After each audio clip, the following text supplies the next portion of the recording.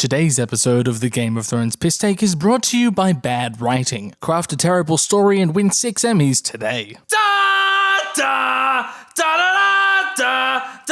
Even though Melisandre said she'd be leaving Westeros, I guess she lied, because it seems as though she went straight from Dragonstone to the bottom of this river to revive Jaime and Bronn after they drowned. Oh, that was nice of her. Like, I get that you want Jaime to be alive, that's great, but if that's the case, then why did you kill him last episode? He is in full armor, save for a helmet of course, and he has a golden hand. Honestly, now would have been a great time for him to lose the hand as a step towards leaving his family and Cersei, and at least it would have been lip service to the issue of Bronn somehow dragging him up to the surface. Only I get to kill you. Only me and Bricks, that is. Jaime realizes that dragons are nukes and he somehow survived one. I have to tell Cersei.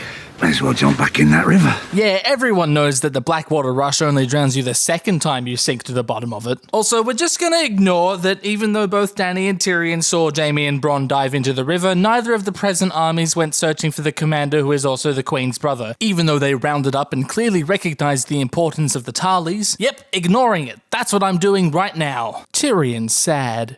This is good setup for Tyrion sad. Dany gives an independently organized TEDx talk. Hey, so Cersei's a tyrant and I'm not. Let me prove it by melting the people who don't immediately betray the only system of governance they've ever known. Step forward, my lord. How does Dany know whomst the fuck Randall Tarly is? He's wearing the exact same garb as everyone, so did they do introductions beforehand? Hi, nice to meet you, the dragon lady. I'm Randy. This is my son, Penis. Really interested in what you have to say at this speaking engagement. But wait, later on she doesn't know who Penis is, so I guess they didn't do introductions. Who are you? I'm just so confused. Tyrion says Randall had a queen before Cersei, implying Marjorie, but conflating queen consort with queen regnant like this is pretty stupid. He flat out says Cersei destroyed House Tyrell For all time. because, of course, House Tyrell consisted of exactly 4 people and 3 of them are in the Sept, while the other one had an army of flowers who couldn't hold off an army at a castle long enough for reinforcements. There are no other Tyrells. Nope, none at all, especially not any cousins who didn't live in King's Landing. Where from could you have gotten that idea from? All great houses have 6 members, maximum. That's why the phrase had to go. Also, in episode 3, we see that Cersei's public story is Destruction of the Sept of Baelor was a tragic accident. Yet Tyrion outright saying she did it is not controversial in the least. Randall doesn't deny it at all. Tyrion advises that Randy might want to go watch, which would have been sick because then he could have exacted revenge on Sam for stealing Heartsbane, which never went anywhere by the way, but oh well, he's a stubborn old bastard and would rather melt. If they really wanted to build a mad tantrum Dany in a believable way, they could have made it her choice to kill Randy and Penis by refusing them the Night's Watch. Ease us into the idea that the only options are serving Daenerys Targaryen or Hellfire. As it is, I like that Randall tells his son to live, but again, I see this as a missed opportunity to demonstrate Dany's iron fist. Man, Drogon's got really precise aim on that thing, well done. The worst part of this scene is that I never get to make the penis joke again. Rip. These flames look fucking terrible, just by the way, what happened there? Jaime is instantly in King's Landing because There's no time for any of this. I told you, we've got to ignore how he got away from Dany's enormous army. Stop bringing it up. He tells Cersei that they can't win no matter what, and she's like, and? Because she's pretty much out of options. The premise of the scene is fine, and you know these are great actors. Her dragon burnt 1,000 wagons. Why would you do that? Why would you do any of that? So Cersei, jokingly suggests that Tyrion could help them out as, retribution for killing Joffrey, and Jaime tells her that Olenna did the thing. She eventually accepts this, but Tyrion isn't brought up again, and also it's a little perverse that neither of them mention that they've lost their only ally. What happened to all these people? Dany returns to Dragonstone, and there's a weird-ass scene where Jon meets Drogon. Friend. Jon, for some reason, decides to pet him? Drogon can smell the Rhaegar on him and is cool with it, sure, that's fine, but why is any of this happening? Why was Jon standing out on the cliff when she arrived? Why did Drogon charge at him? We've never seen him do that aside from protecting Daenerys. Why did Jon not, duck or flee or do anything other than give the Dragoon a good boy pat? You have to explain this shit, or at least give us any indication for why your characters are doing the things they're doing. Dany realizes that she's finally found a man her children don't hate, and we all know how important that is to working single mothers. And I have fewer enemies today than I did yesterday. Wait! Stop right there. So this is the same day as the battle?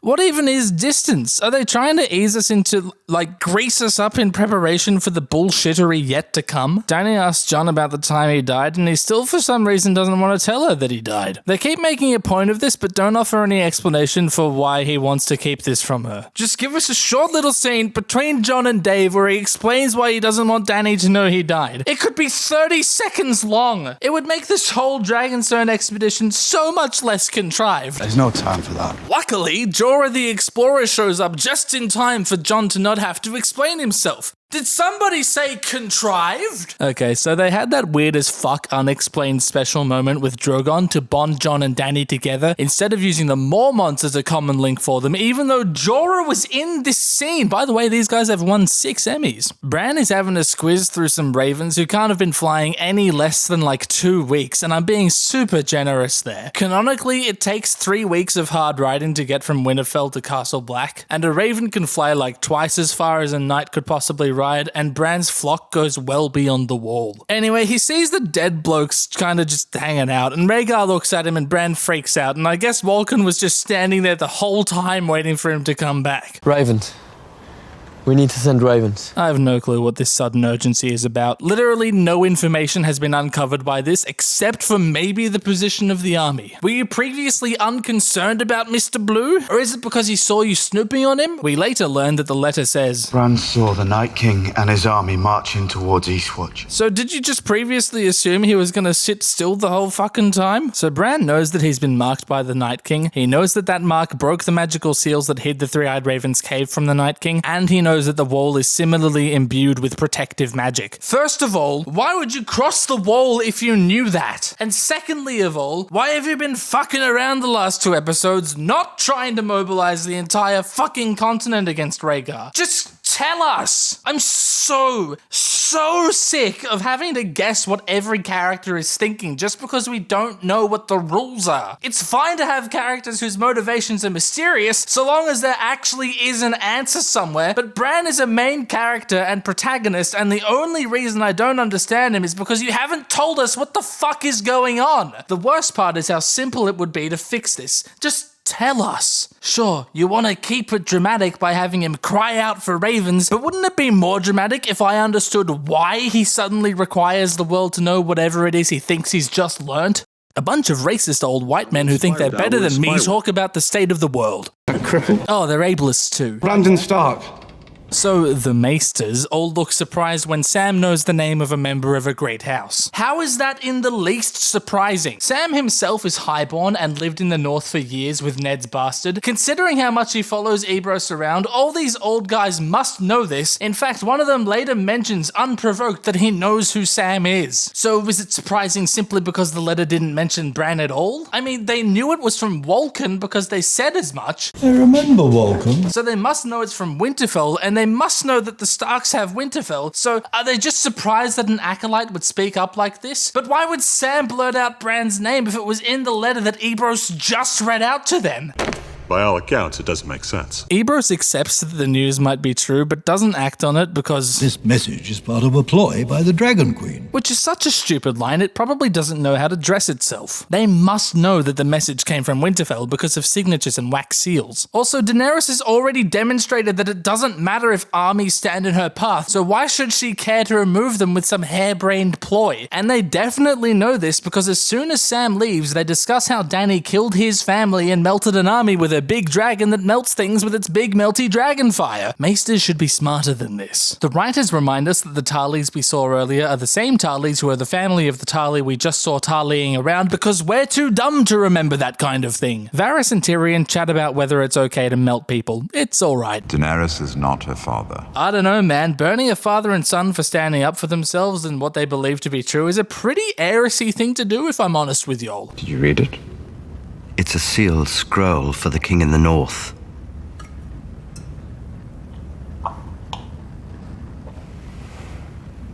What what to say. This is funny. This is two characters who have known each other for ages playing off each other. This is two smart people acting accordingly. This is season 2 and 3. This is orders of magnitude better than dick jokes. 6 Emmys. Nothing good. I mean, it only says that 2 of the 4 siblings he thought were dead are actually alive, so it's not that great. John reads the thing. I thought Arya was dead. True. I thought Bran was dead. False. Untrue. Not so. Sam told you in season 4 that Bran was alive, off screen I might add. You presumed he was at Craster's Keep for some reason, but you didn't find him there, so maybe you thought he was dead then, right? You lost 2 brothers as well. Ah, okay. 2 brothers, Rob and Rickon, so I guess you think Bran is still alive. I thought Bran was dead. When you told me about Bran going beyond the wall, all I could think about was getting my strength back. I thought You lost 2 brothers as well. Bran was dead. When you told me about Bran You died in that cave. was dead. All I could think about was getting my strength back. Bran dead. 2 brothers. I thought Bran was dead. I thought Bran was Bran. There's no time for any of this. 6 Emmys. At the big dumb meeting, Tyrion comes up with the idea to have an even bigger, dumber meeting, setting up the premise for the stupidest thing ever. Bring the dead to her. Not only is this a suicide mission, we also have no idea if it would fucking work at all. And how are you gonna find a white anyway? How do you propose to find one? You be quiet. I'll go north and take one. Okay, I guess you can just go and try to do that if you're being fucking serious. And yet he is being serious, and so John jumps on board, and he also volunteers some wildling red shirts too. I haven't given you permission to leave. Oh my god! What the fuck is wrong with these people? So the plan is to go north of the Eastwatch to get a dead guy, and then bring the dead guys south and show it to Cersei. And by the way, we don't even know if dead guys can stay alive long enough to be shown to Cersei anyway. She's gonna see the dead guy and decide to not have a war anymore. But the one problem with this plan... And how would you get into King's Landing?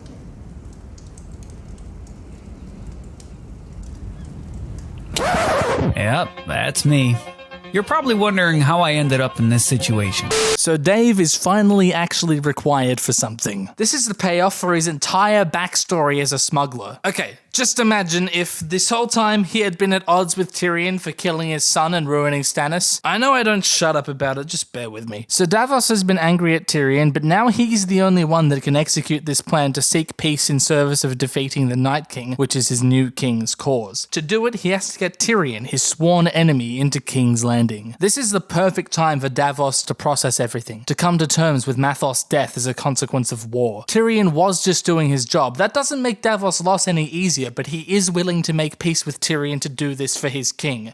Boom! I've just invented a character arc for Davos this season that strengthens his character by relating current events to things that affected him in the past, and I barely even had to change this insane fucking plot you award-winning writers came up with on the spot because the deadline was fast approaching and the cocaine supplies were running low. I'll expect my check in the mail. Good golly, it's time for another big dumb meeting. Lord Glover, I think, suggests making Sansa their ruler because he's annoyed that Jon is trying to do something about the existential threat. Sansa is, of course, the smartest person alive, so this makes sense. The Knights of the Vale came here for you. What the fuck are you talking about, Royce? Sansa defends Jon's rulership, but not his decisions, and then bitches about him to Arya in private. He trusted you to hold it for him. Well, he's not making it easy. What the fuck did you want him to do? Imprison anyone who disagreed with him going to Dragonstone? Literally, what could Jon have done to make this any easier? And how exactly is it not easy? You're in charge, and anyone who doesn't respect Jon respects you. If they make you ruler, just make him ruler again after he gets back, and then he has to deal with it. But I guess you already knew that because you're so fucking smart. Then we get a very exciting exchange between two strong, compelling, relatable protagonists where they're just bitches to each other. Yes, they are sisters, and yes, they never liked each other before they got separated, but when they got reunited, it was a total hug fest. And you know what? I don't even want to get into this. Arya constantly antagonizes Sansa for very little reason beyond, we need conflict! They don't even mention Littlefinger in this scene, which is a huge missed opportunity. Sansa says, Royce has 2,000. Even though the Knights of the Vale are actually loyal to the Protector of the Vale, who is Peter. All through this season, Royce has been speaking for the Vale, which is just stupid. Why is he doing that? Why are we letting him do that? I get Peter wanting willing to chill on the sidelines for a bit, but now Sansa just says that those men are Royce's, and this isn't even a trick or a lie or anything like that. It's just the truth now. It's so stupid. What the fuck is Sansa talking about? So the super best friends, Davos and Tyrion, arrive at King's Landing. Last time I was here, I killed my father with a crossbow. Last time I was here, you killed my son with wildfire. I can't believe that this is the only time they bring it up. I mean, it's funny, and I guess in line with Dave's character, not necessarily Davos's though, but Tyrion just looks awkward, and then Dave just moves on, and that's it. They don't talk about it. Imagine how good that scene could have been where they actually discuss the ramifications of their past actions, and Tyrion feels the guilt of killing this man's son, and Davos forgives him in one way or another. These two great actors are playing two once great characters, and it is entirely the writing's fault that I cannot believe them as real people anymore. Dave leaves to address some bullshit, and Tyrion leaves to... yeah, same. Bronn takes Jaime to the meeting spot under the false pretenses of training. I don't think you want people to see how you look swinging that thing yet. Haven't you been training together for like 3 years now? Is Bronn just as bad a teacher as Brienne? Anyway, Jaime says... the Dothraki are coming. So where are they? If the battle took place close enough for you to get to King's Landing within a day, then where are the Dothraki? Did Dany just leave them to fuck around for a bit while she went back to introduce Drogon to Jon? While we're on the topic, why did Dany go back to Dragonstone at all? Tyrion was there at the battle for some reason. Why not just organize there to press on and take the city? Cersei no longer has an army at this point. There's no need to get the dead guy to stall Cersei if you just fucking take the city. Anyway, Tyrion somehow got a message to Bronn about the secret meeting, even though... How would you get into King's Landing? And yes, I'm off my meds. I thought I'd surprise you by hitting Casterly Rock. They know we're coming. She will be ready. Surprise. She will be ready. Thought I'd surprise you by hitting Casterly Rock. The incredible thing about this scene is that the characters actually talk about the things that happened in the past. Tyrion defends killing Tywin, and Jaime is still furious with him. It makes sense. Granted, this scene would have a lot more going on if they did the Tysha thing, but I guess I'll just have to sit in the corner and fuck myself. They don't talk about how Jaime should have died in the battle and how he escaped Daenerys' army. Come on, guys, I told you we were supposed to ignore that. I want to take this moment to say I'm annoyed that Tyrion wasn't angry at Olenna for letting him cop the blame for Joffrey's murder. I neglected it in episode 2. Dave is walking through the Street of Steel because he knows he's going to find someone really fast around here. He's read the next episode's script, so he knows they'll need a fast runner. Someone with cross-country experience. Yep, he'll do. Thought you might still be rowing. During his downtime on Dragonstone, Dave browsed the Free Folk subreddit and became so enamored with the he's still rowing meme that he decided to fucking put it in the fucking show. What the fuck? How do you do, fellow kids? What? Stuff like this and the petty Orson Scott Card diss that just shatter any verisimilitude. First try, idiot. Fuck whoever put this line in. Gendry decided to live in King's Landing because we don't have time to send Davos elsewhere because we need to finish this in 8 seasons so we can go work on that Star Wars trilogy we've been fired from. Hey man, I know I haven't seen you since giving you vague instructions for survival 4 years ago, but can you uproot your entire life so you can come with me to... Sure mate, I've already packed. Let me just grab my fan service sledgehammer. Look at him go, he's so fast. On their way out, Dave has to bribe some cunts and whips out some aphrodisiac crab, and this scene is why we couldn't have any of those boring emotional scenes where characters like develop and talk about things that happened. But haha, crab meat gave me a stiffy, haha. Wait, if the amnesia water is an aphrodisiac, and the crab meat, amnesia... Stiffies, it's all in the crabs. This was Euron's doing. Every single crab in the narrow sea. The drowned god fermented them all. They won't recognize me if I walk faster. Unfortunately, Tyrion's a fucking mong, so the Flash has to kill 2 innocent men just doing their jobs. Good to have you back. They'll do. These scenes were fun, yes, but I can't say I like them. Cersei's pregnant, but I don't really care, as I don't think it'll be that important in the grand scheme of things. I remember everyone thinking that this was Cersei manipulating Jaime because that's the kind of fucked up thing she should do, but I guess we all kind of forgot that this show no longer does subtlety or mystery or, like, plot. You've got to start wondering, what the hell is this plot? Gendry meets Jon, and they don't talk about Arya. That's the scene. He tags along beyond the wall for some reason. I've missed you, Mormont. Fuck you, dwarf. You ruined my life. If you're ever going to rule across the narrow sea, you cannot have him by your side when you do. I've missed you, Mormont. They do a season 5 callback, which is a little nice. Jorah says goodbye to Dany again, having spent 40 seconds on screen with her since returning. Dany likes Jon, but not just likes him, but likes him. It's fucking hilarious that the writers have decided that their coupling is not so much an echo of Jon's relationship with Ygritte, but more his relationship with Mance. I wish you good fortune in the wars to come. I wish you good fortune in the wars to come. Oh god, oh fuck. Do we have to? What does annulment mean? Well, Gilly, it means we can write whatever the fuck we want without having to consider what we've written in the past. So for some reason, this High Septon Maynard's records of literally everything are in the Citadel and not ash beneath the side of Baelor's Sept. Firstly of all, High Septons aren't supposed to have names. It's a very cool, interesting detail they abandoned, and I can't really figure why. Secondly of all, why is Gilly reading this one extremely specific record out loud to Sam? Does she read everything aloud to Sam? Is Stannis' ultimate effect on the story going to Castle Black so Shireen can teach Gilly how to read this one line in this one book? Thirdly of all, how has this extremely important thing been kept secret for so long? It's been like 23 years, and this High Septon's records haven't been read by anyone at the Citadel. Isn't there an army of acolytes whose job it is to read shit? And fourthly, can someone please give me a hug? I'm desperately lonely and only criticize media to feel validated by a community of like-minded. They set me to the task of preserving that man's wind accounting. Oh, so Sam was specifically assigned Maynard's records? That's fucking convenient then, isn't it? John Bradley has a good old rant about the establishment before leaving the book with his 18-year-old toddler. He cans straight into library again, steals some shit and fucks right off. You always wanted to be a maester. I always wanted to be a wizard. Get your quote game on, writers. Arya's sneaking around, watching Baelish sneak around, being all sneaky. He gets a scroll from a chick and then talks with some lords. Oh my god, what a bad boy. Walken follows up on the subtlety I pointed out last episode. I'm okay with this because it still requires you to have paid attention to previous scenes to understand it, but I'm not okay with it because it doesn't really go anywhere. After he's covered his tracks about that letter Lewin received in fucking episode 1, Peter should be right out of here. His motivation makes sense, but his actions really don't. Anyway, he lies about doing this for Sansa, and Arya believes him because she's only the second smartest person in the universe. What an idiot. Arya thinks she's invisible. She goes through his shit and rather easily locates Petey's hidden stash inside his mattress. He uses such a primitive hiding spot because he's only the third smartest person in the universe. Killed from wounds, steal his throne, swear fealty to Joffrey. Wait a fucking moment, this isn't the letter Peter had Lysa send, it's the one Cersei had Sansa send. Why should that matter? Why does Peter want to hide that? Is he gonna use it to delegitimize Sansa? Is he holding onto it so no one else can do that? If so, why didn't he instantly destroy it? Is this thing on? See, this made sense when I thought it was about the attempt on Bran's life in episode 2, but now it's all over the fucking place.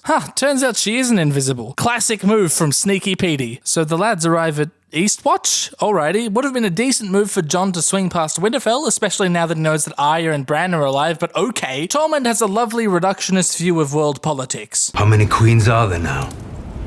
2. Not so fast. 7 queens. There's a really awkward rushed scene where we have to figure out how to get the hypest characters on the mission whilst making the least amount of sense possible. So many characters in so little time. Anyway, Sandor, Tormund, and Beric are here too because why the fuck else would they be? They weren't at any of the other 3 locations. Not sure where the rest of the Brotherhood is, but no worries, that's all good, it's all good. Everyone gets a short little one-liner to make sure we remember where they stand. We don't want And then I guess we're good to go. Also, isn't it weird that Jon had the authority to give Eastwatch to Tormund? He's not in charge of the Night's Watch anymore. Okay. The Fellowship of the Thing, along with a number of expendable red shirts, adventure into the vast, desolate north. Subscribe and tune in 2 weeks' time to find out exactly how fucking terrible the adventure is. Get hype! Yes, I said 2 weeks. Fucking sue me. You all know the clusterfuck that awaits us. We're in the endgame now. Thank you to my sugar-daddies, Ondreas, Saysh, Glanus, soyboymalloy, Kevin, Forrest, Gabriel, 171, my sugar mama, Saysh, for supporting me on the place with the money. Thanks. Wait, what the fuck happened to ignoring how Jaime escaped from Dany's army? The king's too far for his honor.